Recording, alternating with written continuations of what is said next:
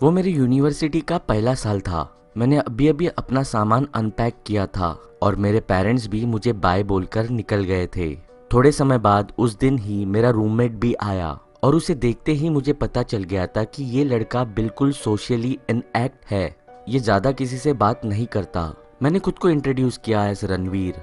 वो पॉज हुआ मुझे देखते हुए, फिर उसने मेरे हाथ की तरफ देखा एज इफ उसे कुछ समझ में नहीं आ रहा था। फिर वो हंसा और फिर उसने कहा ओह। फिर उसने मुझसे एक डेड हैंडशेक किया। मुझे उसका नाम पूछना पड़ा क्योंकि उसने मुझे हैंडशेक करते हुए उसका नाम नहीं बताया था। उसने कहा उसका नाम निखिल है। मैंने उससे बात करने की कोशिश की लेकिन उसने मेरे सारे सवालों का जवाब यस और नो में ही दिया और उसके साथ वो ओकेजनली हंस भी रहा था। थोड़े ही समय में हम अपने बेड पे बैठ के लैपटॉप यूज करने लगे, not talking to each other. मैं अपसेट था और मैंने सोच लिया था कि मैं रिक्वेस्ट करूंगा दूसरे रूममेट के लिए। निखिल से कोई भी अच्छा होगा, मैंने सोचा। निखिल एक काफी ऑकवर्ड बच्चा था। मैं अपने फ्लोर पे और भी बच्चों से मिला, वो अच्छे थे, सो दैट वाज गुड। मैं कैंपस देखने के बाद अपने रूम में आया और मैंने पाया निखिल अभी भी उसी जगह पे बैठा है जब मैंने रूम छोड़ा था तब बैठा था। मैंने उससे पूछा व्हाट्सअप निखिल, लेकिन उसने कोई जवाब नहीं दिया। इससे मैं सरप्राइज नहीं हुआ।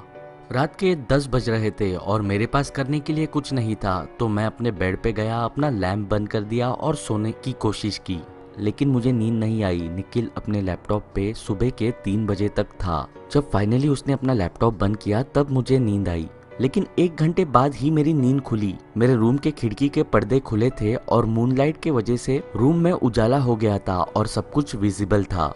मैंने देखा निखिल अपने बेड पे बैठा था और मेरी तरफ देख रहा था। मैं उठा, अपनी आंखें रपकी और कहा निखिल तुम क्या कर रहे हो। उसने विस्पर किया सॉरी और फिर वो लेट गया। अगली सुबह जब मैं उठा मैंने देखा निखिल अपने बेड पे नहीं था।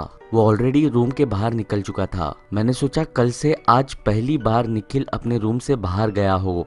It was Saturday, first Saturday of the year. इसका मतलब आज कैंपस विजिट और कैंपस ओरिएंटेशन था। ओरिएंटेशन के वक्त जब हम कैंपस के गार्डन में चल रहे थे तब मैंने सुना मेरे आगे के 2 बच्चे हंसते हुए कह रहे हैं वो लड़का वहाँ पे क्या कर रहा है। मैंने जब उस लड़के की तरफ देखा मुझे पता चला वो निखिल था। वो लिटरली किचन में बैठकर झाड़ के बार्क को रब कर रहा था। ओरिएंटेशन लीडर ने शायद ये नोटिस नहीं किया, नहीं तो ऑफकोर्स उसने कुछ ना कुछ तो कहा ही होता। मैं वहां से चलने लगा कुछ ना कहते हुए। इवेंचुअली मैंने उन्हें बताया कि वो मेरा रूममेट है। उन दोनों लड़कों को मेरे लिए बुरा लगा। फिर उसके बाद मुझे पता नहीं ये सही है या गलत, पर हम तीनों भी निखिल पे हंसने लगे। मैंने उन दोनों लड़कों से दोस्ती कर ली और हमने उस रात मिलने का प्लान भी बनाया। जब मैं अपनी यूनिवर्सिटी के हॉस्टल में आया तब मुझे पता चला कि अथॉरिटीज ने मेरे लिए नया रूममेट अलोकेट किया है। मैं नए रूममेट के साथ उसके रूम में शिफ्ट होने वाला था। अब शायद मेरे लिए चीजें अच्छी हो रही थी। जब मैं अपने रूम के अंदर आया तब निखिल डेस्क चेयर पे बैठकर दरवाजे को फेस कर रहा था। तब मैंने उसे कहा ओह हाय व्हाट्सअप। उसने कुछ भी नहीं कहा।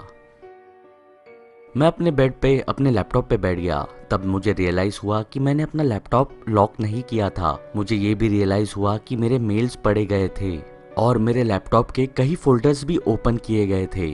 मैं काफी श्योर था ये सब मैंने नहीं किया है और मैं ये भी काफी श्योर था कि ये सब निखिल ने ही किया है। जब मैंने उससे ये बात पूछी उसने काफी जल्दी रिस्पॉन्ड किया नो। मेरा पूरा सवाल पूछकर हुआ भी नहीं था और उसने रिप्लाई कर दिया था। मैं उसे बुक की तरह रीड कर सकता था। ये क्रीपी वियर्ड लड़के ने मेरा लैपटॉप खोलकर मेरी चीजें चेक करने की कोशिश की। मुझे पूरा यकीन था कि ये उसी ने किया है, लेकिन मैंने किसी को भी कंप्लेंट नहीं की। मैं रेडी हुआ सोने के लिए, तो जैसे ही मैं अपने पैजामास अपने बैग से निकाल रहा था तब मैंने नोटिस किया मेरे कपड़े भी मेरे बैग में हिलाए गए थे। मुझे पता था मैं कल इस रूम से निकलकर मेरे नए रूममेट के रूम में जाने वाला हूँ, तो इसीलिए मैंने कुछ भी नहीं कहा। मैं फिर से बीच रात उठा बैग के जिपर के आवाज से। मैं उठा तब मैंने देखा निखिल मेरे बैग के अंदर कुछ ढूंढ रहा था। मैंने लैंप ऑन किया और उससे पूछा वो क्या कर रहा है। उसने एक बेवकूफी वाला जवाब दिया। उसने कहा शायद मेरा टूथब्रश तुम्हारे बैग में आया हो। मुझे पता था कि निखिल झूठ बोल रहा है और मुझे ये भी पता था कि कुछ तो उस लड़के में गलत है और मुझे उससे फिजिकल नहीं होना था। अगले दिन मैं उसी बिल्डिंग में अपने नए रूममेट से मिला and everything went well. Sunday night after having a decent conversation with my new roommate, जो कि एक सोशल बटरफ्लाई नहीं था लेकिन निखिल से काफी बेहतर था, हम दोनों भी सोने के लिए गए। लगातार तीसरी रात मैं फिर से बीच रात उठा, इस बार एक स्ट्रेंज आवाज की वजह से। It was a clicking noise. वो आवाज कंसिस्टेंट नहीं थी लेकिन 30 सेकंड में 2 बार वो आवाज सुनने में आ रही थी।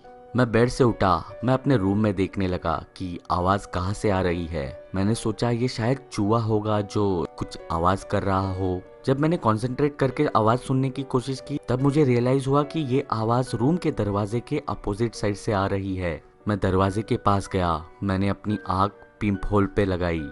रूम के बाहर की कॉरिडोर लाइट हमेशा ऑन रहती थी, तो जब मैंने पिंपहोल से बाहर देखा तब मैंने देखा किसी का सर हिलते हुए। मुझे उस इंसान का चेहरा नहीं नजर आ रहा था, बस उसका स्काल्प हिलते हुए नजर आ रहा था। वो शायद नीचे देख रहा था। तब मुझे रियलाइज हुआ वो जो टाइनी क्लिकिंग आवाज आ रही है वो डोर नॉब की है। वो इंसान डोर नॉब अनलॉक करके दरवाजा खोलने की कोशिश कर रहा था। मैंने कैंपस पुलिस डिपार्टमेंट को कॉल किया और जो कुछ भी हो रहा है वो बताया। वो 5 मिनट के अंदर मेरे रूम के पास आए। कैंपस पुलिस आने के बाद ही मैंने अपने रूम का दरवाजा खोला।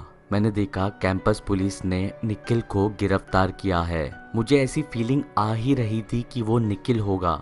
मैंने पुलिस को सब कुछ बताया जो निखिल ने मेरे साथ किया था। मैंने पुलिस को कहा उसने मेरे लैपटॉप में जाने की कोशिश की, फिर मेरी बैग खोलकर मेरी सामान हिलाने की कोशिश की, और अभी जब मैंने रूम चेंज कर दिया तो वो मेरे रूम में ब्रेक इन करने वाला था। कैंपस पुलिस निखिल को लेकर निकल गई। उसके बाद निखिल के साथ क्या हुआ ये मुझे पता नहीं। उसके बाद मैंने उसे कभी यूनिवर्सिटी में नहीं देखा, शायद उसे एक्सपेल किया गया। हाउएवर ये जो नाइट मैरिज एक्सपीरियंस मेरे साथ उस रात हुआ, वो जब मेरे दिमाग में पॉपअप होता है तो मेरे रोंगटे खड़े हो जाते हैं।